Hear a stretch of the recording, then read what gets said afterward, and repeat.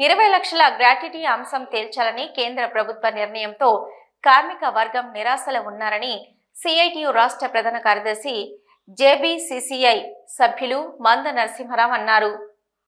ఈ సందర్భంగా ఆయన ఆదివారం మీడియాతో మాట్లాడుతూ 2016 జూలై 1 నుంచి 10వ వేతన ఒప్పందం మొదలవగా కార్మికులకు ఆలస్యంగా 2017 అక్టోబర్ 10న 10వ వేతన ఒప్పందం అగ్రిమెంట్ చేసుకోవడం జరిగిందని తెలిపారు.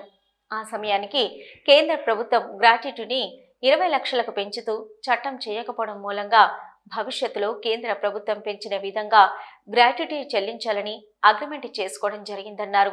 కానీ దీనిపై హెచ్ఎంఎస్ రియాజ్ అహ్మద్ తప్పుడు ప్రచారం చేస్తూ కార్మికులను తప్పుదోవ పట్టిస్తూ సిఐటియు ఏఐటియుసి సంతకం చేసిందని, హెచ్ఎంఎస్ మాత్రమే వ్యతిరేకించిందని అబద్ధాలు చెప్తున్నారని ఆరోపించారు. సిఐటియు ఎప్పటికీ తప్పుడు అగ్రిమెంట్లపై సంతకాలు చేయదని తెలిపారు. సిఐటియుతో పాటు మిగతా 3 సంఘాలు తప్పుడు సంతకాలు చేసినాయి గ్రాట్యుటీ విషయంలో. హెచ్ఎంఎస్ మాత్రమే దాన్ని ఒప్పుకోకుండా, గ్రాట్యుటీని ఒప్పుకోకుండా మేము బైకాట్ చేసినామని చెప్పేసి రియాజ్ అహ్మద్ చెప్తా ఉన్నాడు. ఇది పచ్చి అబద్ధం అని చెప్పేసి చెప్తా ఉన్నాం. ఎందుకంటే 10వ వేతన ఒప్పందం అగ్రిమెంట్ జరిగింది 10/10/2017 నాడు జరిగింది. ఇది గుర్తుపెట్టుకోండి. 10/10/2017 నాడు 10వ వేతన ఒప్పందం అగ్రిమెంట్ జరిగింది. గ్రాట్యుటీ అప్పటి వరకు ఉన్నది ఏమిటి? 10 లక్షలు మాత్రమే ఉన్నది. రివిజన్ అయింది ఎప్పుడు? గ్రాట్యుటీ 28/3/2018 నాడు రివిజన్ అయింది. అది గుర్తుపెట్టుకోవాలి. ఫస్ట్ తప్పుడు అగ్రిమెంట్ మీద సంతకాలు పెట్టినాయి అని చెప్పేసి చెప్తున్న రియాజ్ అహ్మద్ ఫస్ట్ దీన్ని అర్థం చేసుకోవాలని చెప్పేసి కోరుతా ఉన్నాం.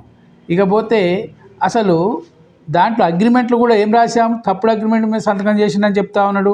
అగ్రిమెంట్లో క్లియర్గా రాసింది ఏంటంటే, the maximum ceiling of gratuity is 10 lakhs.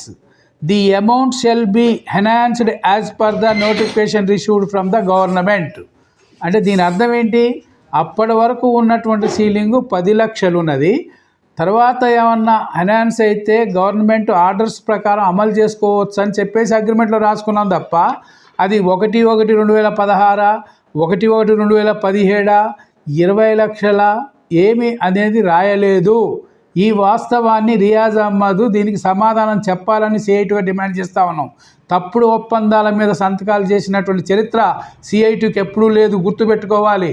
మిగతా 4-5 జాతీయ సంఘాలలో 4 సంఘాలు తప్పుడు అగ్రిమెంట్లు చేసి కార్మికులకు ద్రోహం చేసిన చరిత్ర మిగతా సంఘాలకు ఉన్నది. జీతాలకే ఎసరు పెట్టిన చరిత్ర మిగతా సంఘాలకు ఉన్నది. సిఐటికి ఎప్పుడు కూడా అట్లాంటి ద్రోహం చేసే సంఘంగా సిఐటి ఎప్పుడు చరిత్రలో మిగలలేదు. ఈ వాస్తవాన్ని రియాజ్ అహ్మద్ ఫస్ట్ అర్థం చేసుకోవాలి. మిగతా యూనియన్లతో సిఐటిని అంటగట్టడం సరైన పద్ధతి కాదని చెప్పేసి సిఐటిగా ముందు రియాజ్ అహ్మద్ని హెచ్చరిస్తా ఉన్నాం.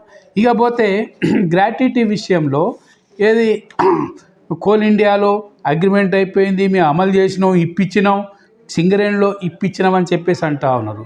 దీంట్లో కూడా వాస్తవాలు అర్థం చేసుకోవాలని చెప్పేసి సిఐటిగా కోరుతా ఉన్నాం.